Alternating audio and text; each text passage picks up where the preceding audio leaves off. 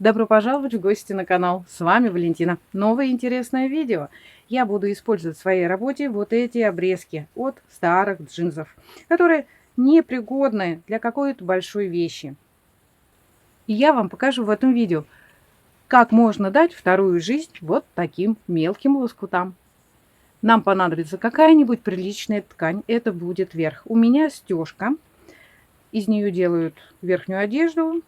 Внутри синтепон. Чтоб синтепон во время шитья не летел с него пух, я буду использовать спанбонд. Это укрывной материал, чем мы накрываем теплицы. Он тонкий и как раз он недорогой. Он 3-метровый и стоит 50 рублей. Вполне можно использовать. Я еще пока не решила, что это у меня будет, декоративная наволочка или сумка. И поэтому я сразу вырезала 2 детали вверх-вниз и 2 спанбонда, потому что будет делаться стежка. По периметру зафиксировала булавками. Так он у меня мятый. Я его слегка натянула. Вы сами знаете, что с утюгом я не дружу. А теперь из любимых лоскутиков, из джинсовых обрезков я буду воплощать в жизнь свой рисунок. Идея рисунка совсем не моя.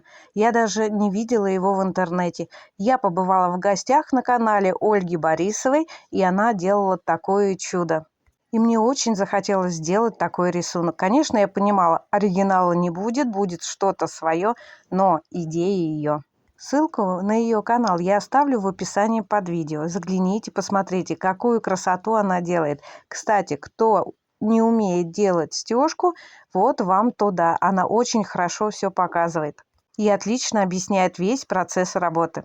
Сказочный домик построила, а теперь на длинной полоской джинсовой ткани я рисую дерево. Если вам не хватает определенного цвета на дерево, вы можете сделать ствол, допустим, из черной, из коричневой ткани, а ветви уже сделать из другой ткани. Сразу делать пышное дерево из одного лоскута ткани очень трудоемко, и иногда мы не умещаемся в размеры. Его можно нарастить, ветви можно добавить отдельно. Изнаночную сторону я проклеиваю клеем карандашом. И прямо на полотно располагаю так, как мне надо, распрямляя все ветви. Это облегчит работу, когда вы будете прошивать на машинке. Ветви будут лежать ровно и не будут при шитье деформироваться. Где нужно, там еще подклеиваю. Дело в том, что вот эти маленькие веточки, они могут у вас закручиваться. Ну а если вы приклеили и в процессе работы вам не понравилось, какая-нибудь картинка не там стоит или лежит, вы запросто можете ее снять и разместить в другом месте. Но я вам советую сначала на полотно без клея нанести свой рисунок, определиться, что именно это находится на этом месте, и потом уже приклеить. Для разнообразия на крышу я посадила совушек. Это будет влюбленная пара. Мальчик побольше, девочка поменьше. Голые драные деревья я слегка украсила листвой. Листья посадила на клей-карандаш. Эта техника называется аппликация. И сразу весь рисунок можно не размещать, а можно поочередно прошивая. Вся моя работа прошита на свободном ходу. Изначально я начала делать домик, но в основном мы всегда проходим контур, а потом мы уже украшаем. Ну а я начала не с контура, а с украшений. Шила так, что приходило в голову. Крышу можно оставить простую, сделать черепицу, ну а я сделала вот такие завитушки. Вот такую декоративную отделку я проходила несколько раз, чтобы он более насыщенно смотрелся, пожирнее, поярче. На свободном ходу, когда вы шьете, вам не приходится много раз крутить полотно туда-сюда. Вы просто ведете ткань, и машинка сама шьет. Она отлично шьет и вбок, и назад, и делает разные выкрутасы. Я не спец по вышивке, и в каждой работе я пробую и испытываю новые рисунки. Быть творческим человеком или дано, или не дано. Но если заниматься рукоделием просто для себя, во-первых, это удовольствие. Вы приобретаете новые навыки. У вас появляются вещи, созданные вашими руками, и причем они получаются все-таки оригинальны. Если вы сделали своими руками какую-то вещицу, и пусть даже она у вас не получилась, все равно эта вещь несет тепло. Она несет позитивную энергию, ей можно с удовольствием любоваться, даже подарить. Самую верхушку крыши дома я прошиваю обыкновенной волнистой строчкой несколько раз. а расстояние между строчек 3-5 мм. А теперь по контуру прохожу зигзагом, но пришлось проходить 2 раза. У меня машинка часто не прошивает. Сами деревья прошила зигзагом и кое-где пустила рябь. А теперь я делаю фон. Чтобы белая ткань, фон, не был мрачен, я пустил декоративную строчку. Строчка простая. Где завитушки, где восьмерки. Когда вы шьете такой строчкой, самое главное, не делайте резких движений. Делайте все плавно, чтобы у вас не было острых углов.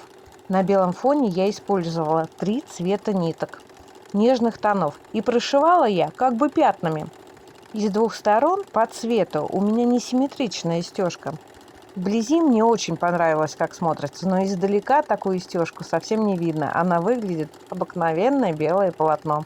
Перед началом строчки обязательно делайте закрепку, когда прошили, и старайтесь напоследок выводить нить на необработанный край, если есть такая возможность. Если нет такой возможности, то также делайте закрепку. Начиная делать стежку, все зависит от вашего полотна и как вы хотите. Кто-то начинает прям с середины и идет по краям, ну а я когда из края. Такой строчкой я заполняю все свободное пространство. Вот у меня дерево, оно совсем не объемное. Можно было бы полностью сделать фон, а потом на него расположить дерево. Перед началом работы намотайте сразу несколько шпулек, они быстро заканчиваются. Заготовка на декоративную подушку у меня готова. Я думаю, что полностью. Может быть, чуть-чуть совушками надо доработать. Какие-то они чудноватые получились. Я фон сделала разными нитями, но они светлые. Желтая, голубая, сиреневая. Но издалека кажется, что белая. Совсем не видно контраста цветов. Сделала, как вы видели, декоративную строчку, это белой нитью. Здесь листву, завитушечки. И все шила в основном на зигзаге и простой строчкой на свободном ходу. Деревья сначала пустила коричневый цвет, ну, получилось как-то блекло, некрасиво. Я пустила светлый, светло-зеленый, салатовый. Ну, а листья я просто, даже их можно было сначала не приклеивать. Вы видели, я часть только приклеила. Я потом их отодрала, когда все прошила, и уже просто положила листок и делала машинную строчку. По краям они совсем не закреплены. Когда будет это все стираться, бахрома то здесь появится, я думаю, более интереснее будет смотреться. Ну и также домик я сначала прошила розовой нитью, но мрачно смотрится. Я пустила более светлую нить. И также в окна пустила, где рамы, отстрочку бирюзовой нитью в несколько раз. Получилось то, что получилось. Я не могу сказать «вау», но я не могу сказать, что это страшная работа. Вы зайдите на канал к Ольге Борисовой и посмотрите, какая у ней оригинальная работа и какая у меня получилась. Я из этой заготовки сделаю декоративную наволочку, и я уже придумала, кому подарю. Ну а вы не забывайте заходить в гости на канал, писать комментарии, а кому понравились мои идеи, обязательно подписывайтесь.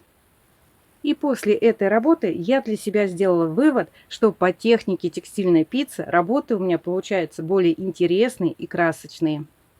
Заходите в плейлист «Текстильная пицца». Я думаю, для вас будет очень интересно посмотреть, что я делаю. На этом все. С вами была Валентина. Встретимся в следующем видео. Пока-пока.